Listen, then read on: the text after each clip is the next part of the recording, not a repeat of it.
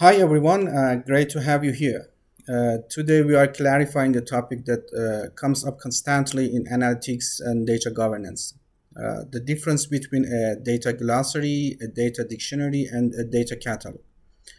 By the end, you will know what each one contains, who uses it, and how to choose the right one for your team.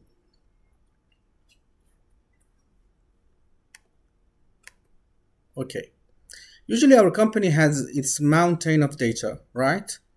But let's be honest, it's a treasure trove of amazing insights, or it is just a chaotic mess. Today, we are going to talk about how to turn that data cost into a clear, powerful, and strategic asset. One famous phrase exists that say, "Good decisions require facts, and facts require data that you can find, understand, and trust." Okay, let's just kick things off with a number that is, well, it's pretty shocking. According to the Harvard Business Review, data analysts spend up to 80% of their time just trying to find, clean, and organize the data. Think about that. That's 4 days of a 5-day work week spent on digital janitor work, not on actual analysis. What a waste. And that inefficiency, it's a huge problem. I mean, when your team can't find the data they need, or worse, they don't trust the data they do find, everything just green to a halt. Decisions get delayed and big opportunities get lost. So, the real question is how do we fix this? How do you actually build a foundation where people trust the data and everything is clear? Well, look, there is no magic bullet here.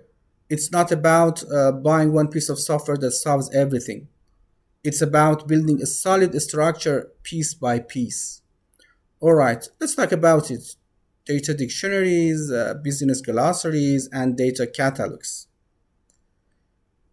If you have been anywhere near the world of data, you have heard these terms thrown around a lot of the time completely interchangeably. What do they actually mean and how are they different? Well, let's dive in and get this all stored out. So, what is the real difference here? Understanding this is such a critical piece of the whole data governance puzzle. And honestly, getting it wrong is one of the biggest roadblocks. For teams who are just trying to manage their data effectively, this probably sounds very familiar. You have almost certainly heard these terms all mixed up. One person's dictionary is another person's catalog, and it just makes it incredibly difficult to have a clear, productive conversation about data. So, today let's fix that. All right, first up, we'll talk about the glossary. Glossary is actually a user friendly resource defining business terms to establish common understanding and semantic consistency. The glossary is your company's Rosetta Stone. This isn't about technical aspects at all, it's about creating a shared language for the entire organization. See, a business glossary is all about being user friendly. It defines key business terms and concepts. The main goal to make sure that when someone from, for example, sales department says customer, they mean the exact same things as someone from finance department. It's all about making sure everyone is truly speaking the same language. Now, why is this so critical? Let me give you a perfect real world example. A company I know, I've sat down to create a single definition for what seems like a superman term vendor. They thought this will take an hour tops, and what they found was wild. They quickly uncovered six totally different but completely valid definitions floating around the company. To the procurement team, a vendor was a supplier of raw materials, but to the sales team, it was a distributor of their products. For HR, it could be an employee who was receiving a special payment. And get this, for the finance department, even the government was considered a vendor when it came time to pay taxes. And that is exactly the kind of mess a business glossary is built up to clean up. Inside the business glossary, you will find clear business definitions from terms like vendor aligned with any approved synonyms or acronyms. And crucially, it also identifies the stakeholder ownership, pinpointing the person or team who's responsible for that definition. It gives you accountability. So we have got the technical dictionary for the engineers and the business glossary for everyone else in the business. Here is the perfect example. A glossary will give you a simple, clear-cut definition for a term like active customer. It might even list other names people use for it. And that is huge. It tells you who owns that definition. It puts a name and a face to terms, which creates real accountability. As you can see, for example, for glossary entry example, the term is active customer. Definition is a customer who has made a purchase in the last 12 months. Synonym for that is engaged user, and the owner is the head of the sale. The best way to think about a data dictionary is as the technical blueprint for a database or a system. It's all about the structural nitty-gritty details that live under the hood. So by the definition, a data dictionary is a centralized place for technical metadata. The whole point is to give your technical folks a really detailed look at the structure of data, which is absolutely essential for keeping things consistent and maintaining data integrity. So what are you actually going to find inside one of these data dictionary? Actually, data dictionary is a centralized repository of technical metadata about data elements, data structure, and so important relationships. Well, first you have got the basic technical metadata stuff like column names, data types, is it text, a number, a date, or its maximum length, and what values are even allowed in there. Next, you will see the relationship which define how different tables are actually connected with each other using things like primary and foreign keys. And finally, you have constraints, which are basically the rules that enforce data quality, like making sure a number falls within a specific range. So far, we can say that the business glossary answers what a term means. It's the conceptual why. And the data dictionary answers how data is stored. It's the technical how. Given all that technical detail, the main audience is pretty clear.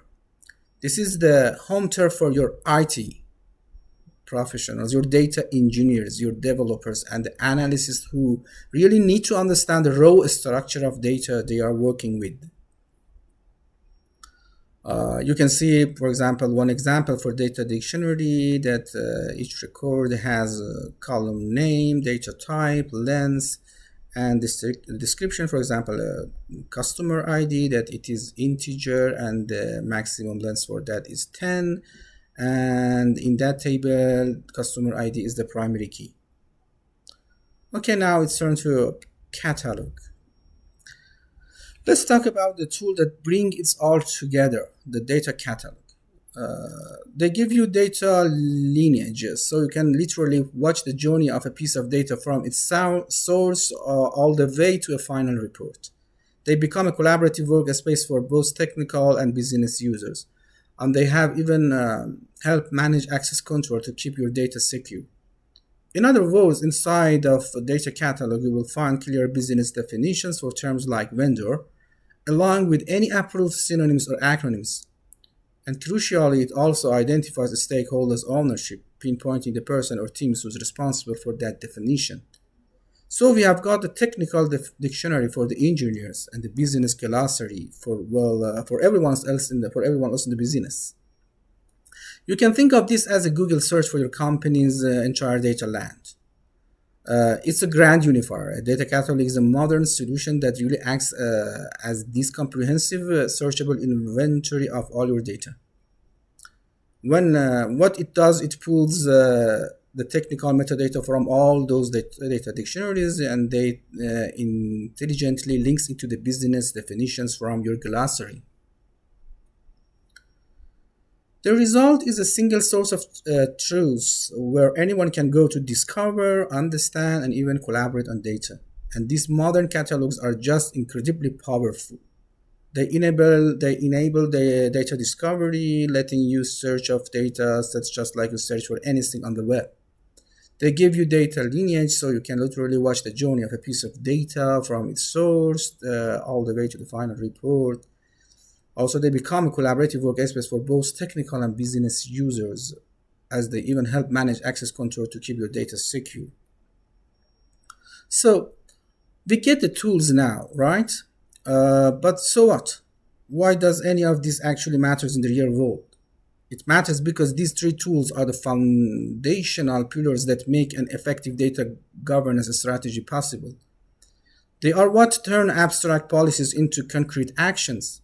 Here's how they create that common ground for collaboration between business and IT. They allow you to automate things so you are not stuck manually updating spreadsheets forever.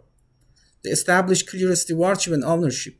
Someone once brilliantly called this giving governance a face, which is perfect. Yes, this give governance a face. Now, for the big aha moment, let's put them all side by side so you can see how they fit together and why this whole setup is just so important. And here is where it all just clicks. Look at the scope. A dictionary is purely technical. A glossary is all about the business. But a catalog, it's enterprise-wide, the whole shebang. The audience grows from just it to the business users and finally with the catalog to everyone. And the purpose evolves from just technical correctness to shared meaning and finally to company-wide discovery and collaboration. So, if I want to talk about the path to data clarity, usually enterprises start from business glossary, then go to the data dictionary, and finally they implement their data catalog. So now the turn is for the big payoffs from chaos to asset.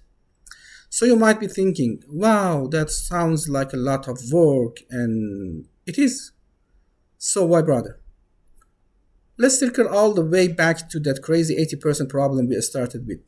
When you build this foundation, you finally get the big payoff. You actually transform your data from a source of chaos into true strategic asset. I mean, the benefits are huge. You immediately slash all that wasted time and improve efficiency. You enhance the quality of your data, which builds trust and leads to way better decisions. You start to increase data literacy across the company.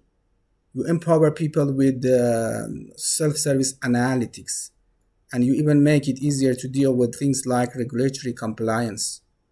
This is how you really become a data-driven organization, and it all boils down to this really simple fundamental idea which the International Standards Organization captured perfectly.